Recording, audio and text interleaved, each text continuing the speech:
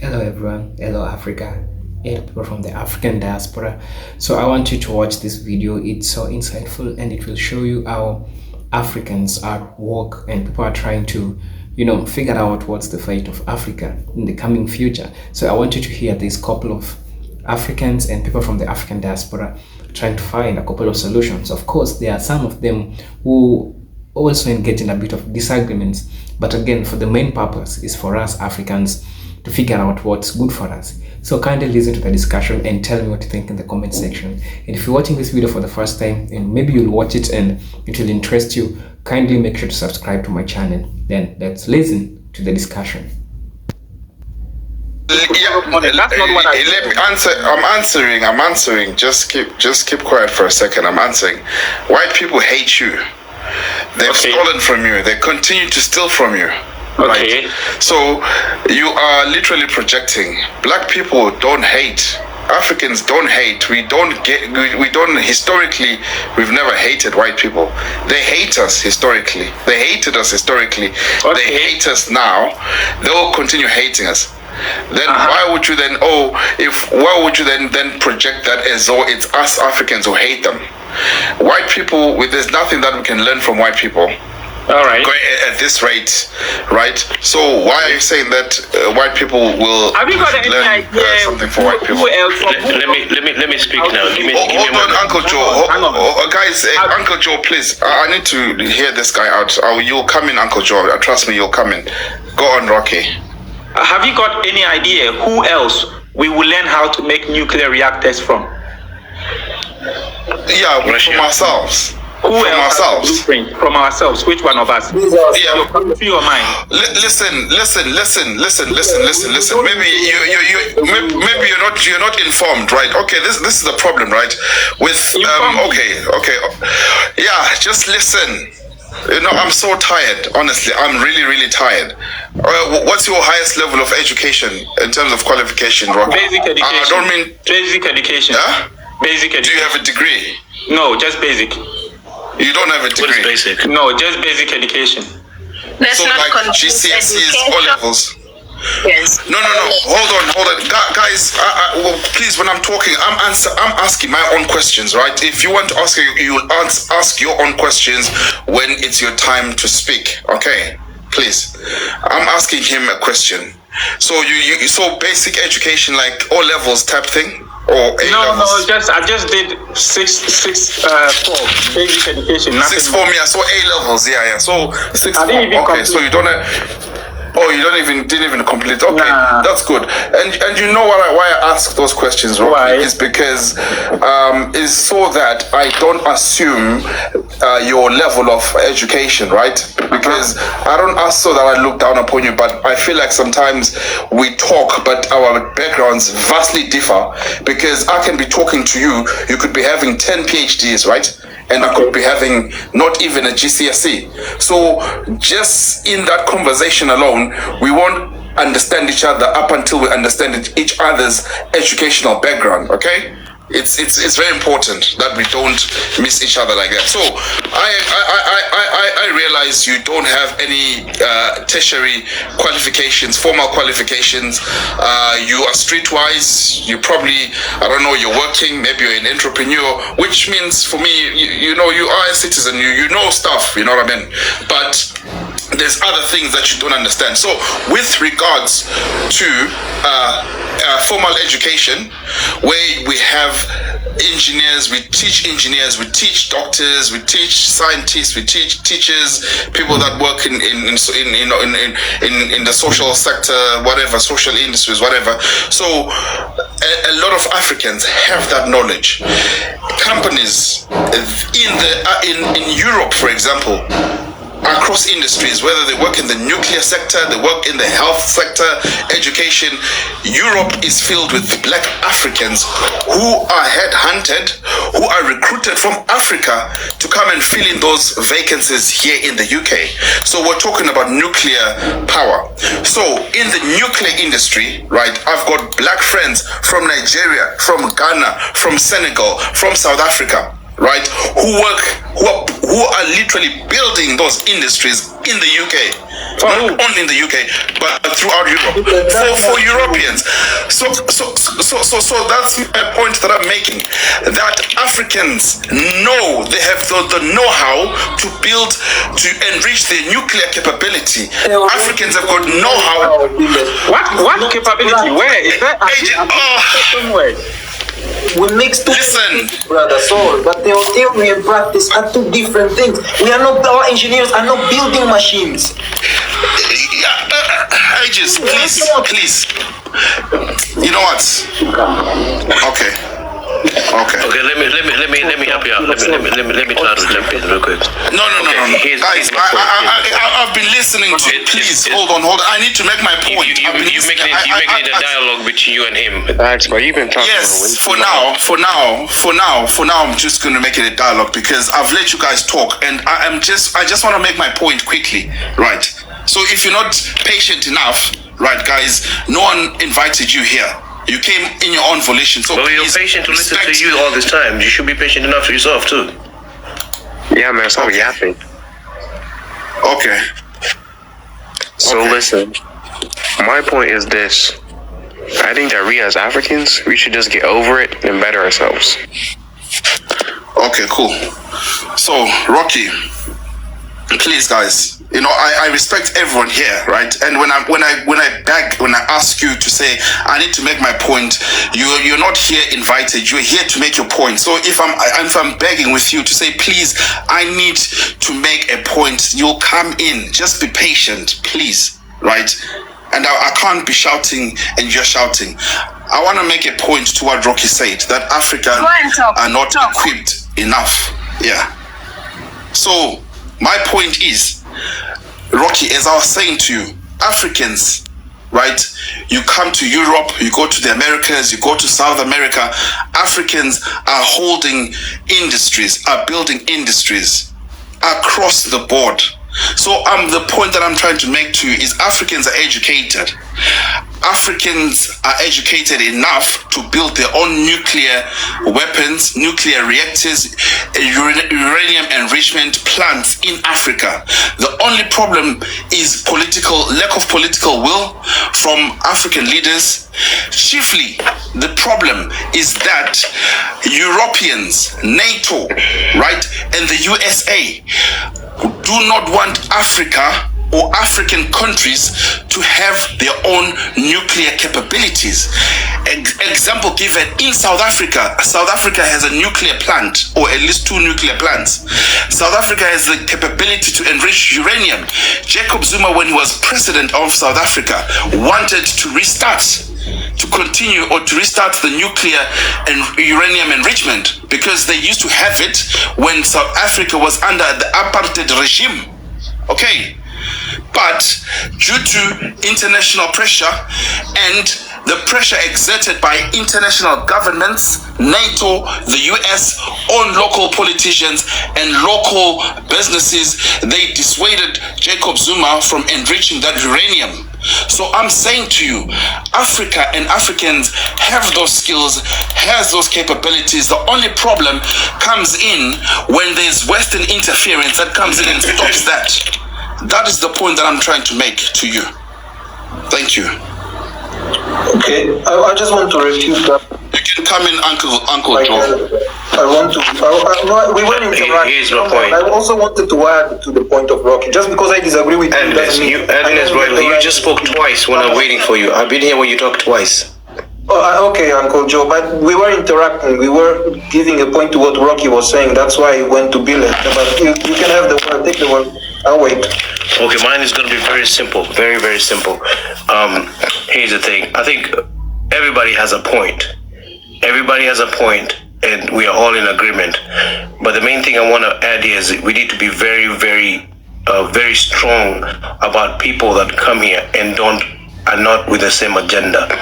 Same thing if you study our history, whenever, let's say Sankara or Gaddafi or whoever, the Pan-Africanism that got assassinated, when they did not follow the agenda what the white person was trying to drive or to push, they literally got killed or assassinated. we on this panel as well need to have a very strong approach to people that don't have the same narrative. If somebody's destructive or somebody's trying to bring, we don't here to teach each other about slavery or history of slavery. We all know it was bad. We don't here to tell you, oh, this country enslaved this other one. No, that nobody cares. We all know the results and the consequences of slavery.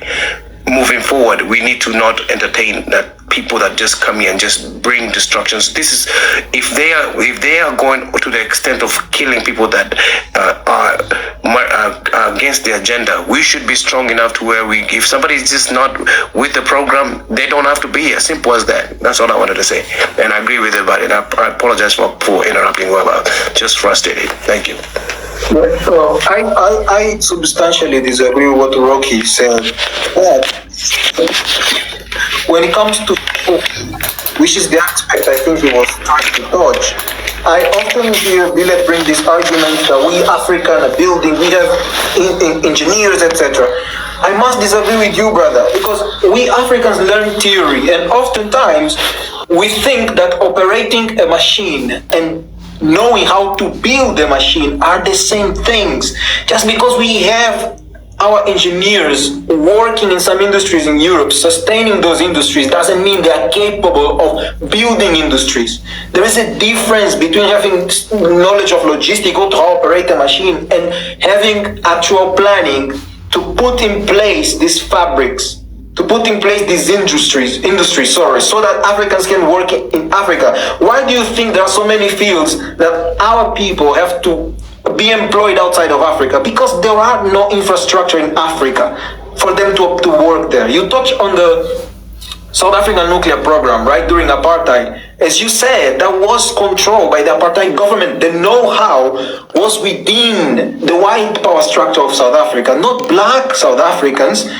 Recently, I was on a live, and there was a brother from South Africa as well who was talking about South Africans actually owning land and performing mining and so on. The language will mislead us. This language is misleading. You mining using machines that were produced outside of Africa is not what we want when we talk about self-sufficiency and independence, because those machines will still have to be made. And if you don't know how to make those machines, you are not really independent. To brag about, oh, now we know how to, we are doing our mining, but you are buying all the machines. Your own workforce does not have the know-how to produce such a machine. Your industry is not self-sustainable. You will not survive for the long run. In the long run, you have to depend on the agenda of whoever is providing you the machine. That is what we have to understand. If we actually want to be economically independent, we have to at least be active in building these things by at least 80 or 70%. Our workforce have to know how to produce at least 70% of the equipment we use. We cannot talk about African independence and brag about our knowledge when most of what we learn as engineers stays in theory. It doesn't materialize. And it cannot even be applied in the terrain because we lack the infrastructure for it. Just because we have our people working outside and then we brag about it. And Billet, it's not personal, right? It's just, I think the language is a bit misleading, and I think it serves the interests of the colonizers. It serves their interest that we think like that. If we think like... Can I support you on this? Yeah, can I support you on this? You've making a point. This point you make is what we need to know, because sometimes when you're talking about these things and you're saying we should look into the situation and choose somebody suitable who is willing to give us this technology or even to help us achieve this, people don't understand. Look, let me give you short history about how America became America. America was not always superpower, all the way until Second World War. When Second World War finished, you know what they did? They approached the Russians and told the Russians, let West Germany and East Germany unified. And the moment they unified, we're not gonna increase NATO. This is why Russia because they needed the Russian technology. Right now, they don't talk about it. They needed Russian. If you remember, early in the 60s, they were running up and down trying to see who is going to reach the moon first. The Russian orbited around the Earth first. They sent a dog on the moon first. They did so. They succeeded in 3 competition. Nobody talk about that because the Russians are genius in technology. So America approached them in order to get the Germans from the Russian side who were involved in this technology to Germany, for America to take them back to America in order to catch up with the Russians. This is the secret. So what the point I'm trying to make is that there's no country on the face of this planet that can build its own capacity in terms of technology. You need to always go and borrow from somebody in order to build your capacity. And this is why I keep repeating, the Russians and the Chinese are the right people for us to approach in order to build our capacity, because the West knows that if they give us the technology and we stand on our ground, we're going to fight them back. So they won't give it to us. For 460 years, we've been dealing with them. They will not give us the capacity for us to be able to develop ourselves, because if we develop ourselves, our resources are not going to go to them. And this is why we have to be smart to align with people who does not come to us because of our resources. And that is why Russia stand out. Because when you look at the independence of Africa, Russia was behind each and every one of them. But then you ask yourself, after that, what did Russia took in return after helping us? Nothing. So you know your friend and you know your enemy. And I want us to start thinking along that way so that we can know, although we don't have to depend on Russia, but if we need the technology to build our own capacity, there are people already there that are our friends that we can get those things from. You know, can I come in there very quickly? Ages, I need to maybe tell you something, right? And I don't want to come across as rude to you, but literally, I don't think you need to educate yourself a bit more, right? Because you're saying, oh, Africans, we know theory, there's a difference between operating a machine or whatever. That is absolute nonsense. I've never had, I've got so much respect for you. You're a very sharp guy.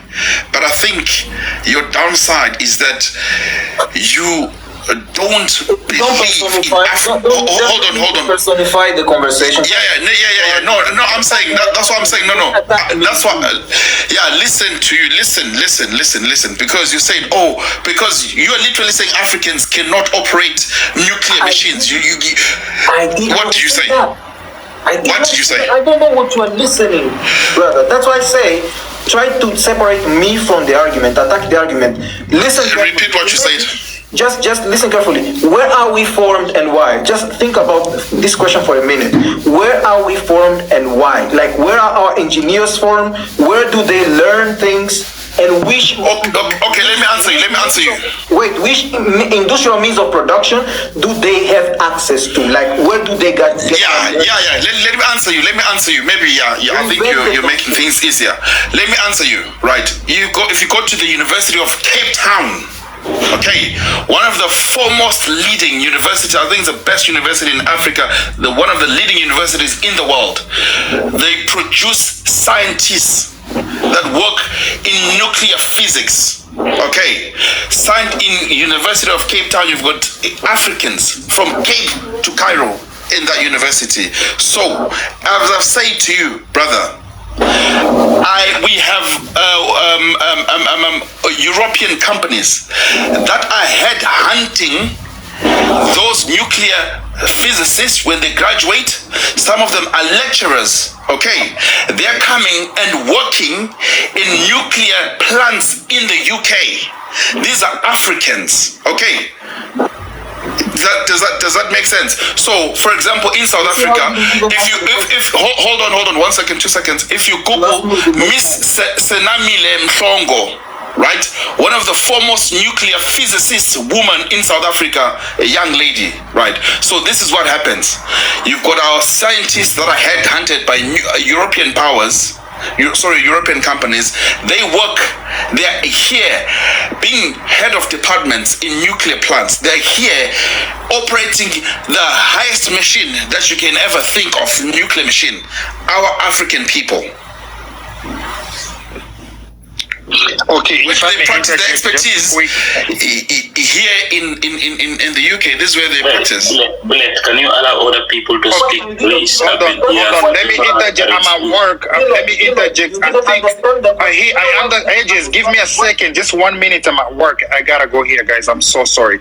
So, what Ages you're saying? The difference between operating a machine and building a machine. I think you need to do a little more research and maybe learn a little bit more. There is a brother in Zimbabwe who built an electric car in Zimbabwe, made in Zimbabwe. That's building. Right? The difference between building and operating. We do have engineers that can. Yes, we don't have facilities. We do, but not to extent that we can compete in the international arena. We don't have the facilities or research centers to do research or to build those machines. But we do have engineers capable of building. I gave you an example. A Zimbabwean man built an electric car in Zimbabwe, right? There are people in Nigeria who are also building cars. I believe Ghana, South Africa. We are building. That's what I told you in the comment section. Our leaders do not invest in us. If they build those facilities in Africa, we can build for ourselves. We are capable of doing that. I think you're missing Ages' point. We are not assembling please, no interruption, please. Let me just clarify. JDP, go ahead. I said one thing very clear. I said, to me, independence means having us at the very least active on 70% of the production chain. When you give me the example of a Zimbabwean brother who is assembling electronic pieces that were not built in Africa, you are not empowering Africa. This is not real independence. He didn't build the car, he mounted pieces that were already finished, and he found an alternative way through his theoretical understanding of how those electronic pieces work together to make it work without the need of electricity, for example. So I want us producing the lamps, I want us producing everything that goes into that machine. You know, that is for me what translates into true independence. So when I asked, when I asked Billet, that's why Billet didn't even answer my question. When I was asking him, where are these African engineers formed? Who trained them? Where do they make their practical activities? You know, where do they learn to practice? The access they have to those machines, those means of production are not black owned. Dude, let me tell you for the umpteenth time. They're not made by us. They learn from that white power structure, and we do not own those means of production. Therefore, we have to go out of Africa to work. Let me answer you. Let me answer you for the third time. Please allow me. Please. Let me answer you for the third time. I told you that if you go to the University of Cape Town, Cape Town trains scientists. Okay, I told you. Okay. University of Cape Town. Cape Town trains scientists. Can we have just one person, then you're gonna get the chance to reply, please? We have oil. We have oil engineers in Angola, right? We have machines where they learn the practice.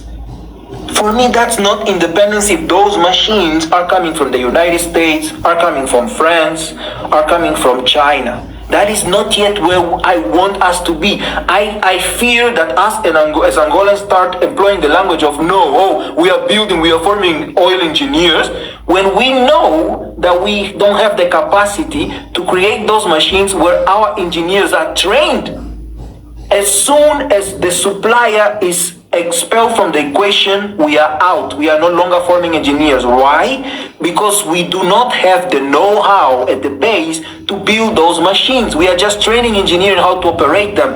This describes a lot, a huge part of what our engineers are actually learning. Assembling pieces to me is not independence. I want us to participate, be active on at the very least 70% of the production chain, not just part of it. Okay, let me. No, listen, I understand where Edges is coming from. Listen, I understand where you're coming from.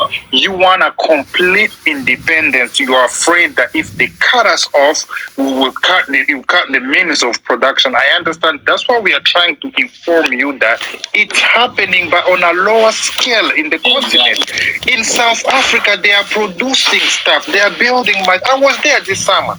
They are building machines.